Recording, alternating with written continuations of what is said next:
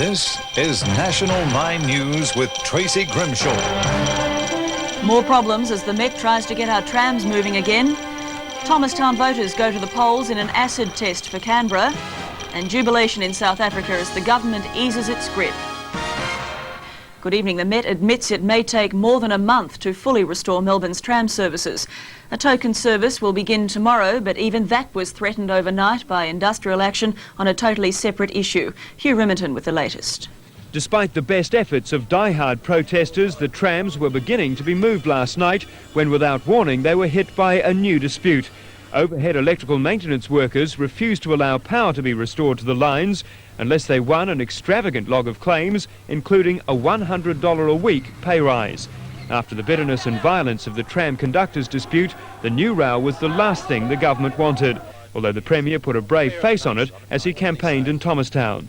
I can only say I'm disappointed that it has intruded at this stage, but we'll try and resolve it and get the full system running back as quickly as possible. The electrical trades union leadership was as surprised as anyone by the industrial action. They were told about it only after it had happened. But by 11 o'clock this morning, fears of another long-running dispute were over. Well, the outcome of the meeting is that we've been able to settle the matters of difference between the parties, and emergency crews on the overhead system will operate as from now. And so resumed the race to get the trams fully back into service. With administrative and maintenance delays, only a few trams will be up to running tomorrow. By Monday, the Met expects to have trams running on all lines, but still only as a limited service. To speed the introduction of driver-only trams, driver instructors were themselves being instructed today on what will be expected of them under the new system. I'm happy because we can go back and give a service to the public. They've been missing the tram for long enough. The Met says it may take 4 weeks or more to get the full service restored. Lou de Gregorio is even less optimistic. He says it may take 6 months. Hugh Riminton, National 9 News.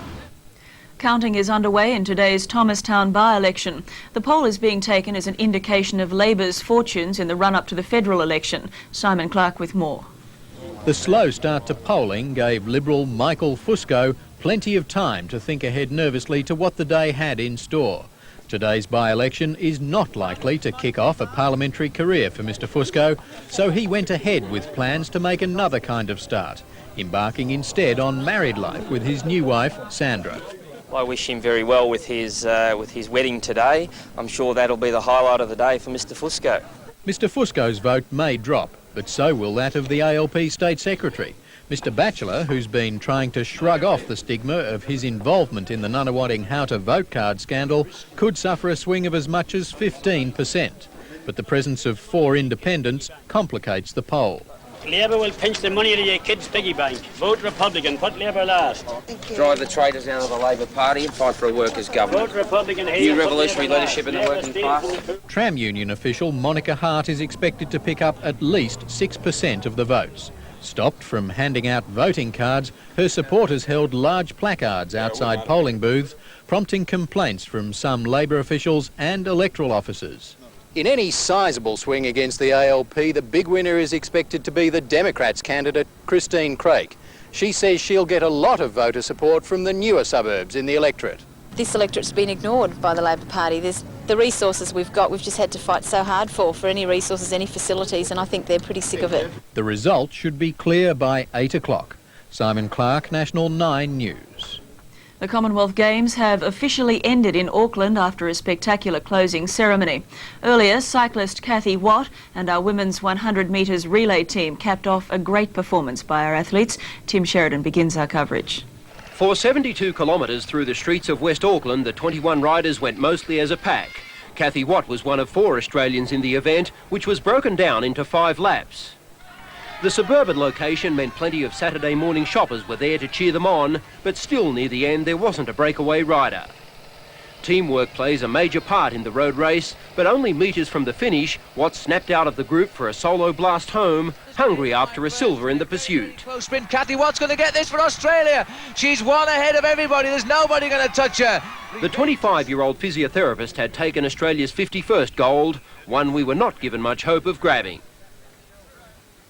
With Prime Minister Hawke sharing a lighter moment with the Queen at the stadium, the time was right for Australia to pull off another upset. The 4x100 women's relay team were tipped for minor medals at best, holding their ground for the first two changes. It was a good change by the Australians. Then Kathy Freeman, in her first run at the Games, set up Johnson while England blew it. Only just got the bat and a bad change. Kerry Johnson made a brilliant change, and Johnson storms down the straight. A brilliant performance by Kerry Johnson, and she's won the gold medal for Australia. After two sprint silvers, Johnson had cracked it for a gold, helped by a couple of runners who'd been on the brink of being left behind during the selection row. I was so excited. I was determined to get it right. It was great. I thought, well, if everyone puts their work in, we'll get there, and we did. As they had yesterday, Australia's girls were leading the charge. Minutes later, track and field supergirl Jane Fleming kept the Aussie colours flying with her second gold medal presentation. Tragedy for New Zealand in the 1500 metres as John Walker falls in his last race, taking Australia's Pat Scammell down with him. England's Peter Elliott ran a brilliant final kick to overcome the strong Kenyan challenge. A brilliant run by Peter Elliott. Elliott took Walker on a farewell lap in front of his home crowd, while in possibly her last Games 400 metres, Debbie Flintoff-King anchored the 4x4 relay team home for silver. Tim Sheridan, National 9 News, Auckland.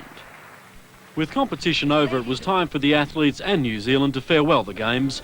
Only an honoured 4 from each nation get the chance to march. For Australia, gold medal shooter Phillip Adams was the flag bearer, while Hayley Lewis, Martin Vinicum and Jane Fleming followed. After 11 days of flying above Mount Smart Stadium, the Commonwealth flag was lowered and won't be raised again until 1994 in Canada. In the meantime, it will be kept in trust by the people of the Falkland Islands. I entrust this flag to your care. As in the opening ceremony, Maori culture again played a large part in the celebrations. This time they were joined by Canadian Indians, bringing with them an 11-metre tall totem pole. A token of friendship between the two nations, the 6-ton monument will be kept here permanently. It wasn't long before the athletes broke ranks and the ceremony came to life.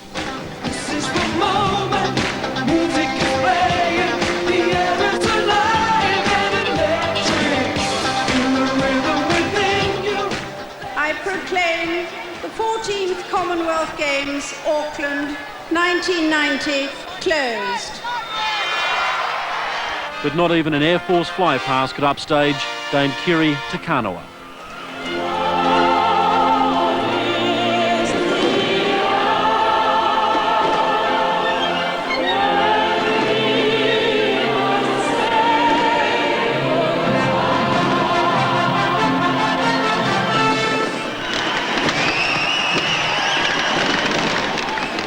Tony Jones in Auckland for National 9 News.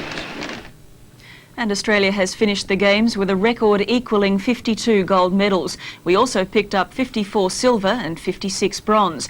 England came in a clear second from Canada. The host nation, New Zealand, finished fourth with 17 gold. When we return, widespread flooding in the northern states as Cyclone Nancy lashes the coast and mending royal rifts with a ring.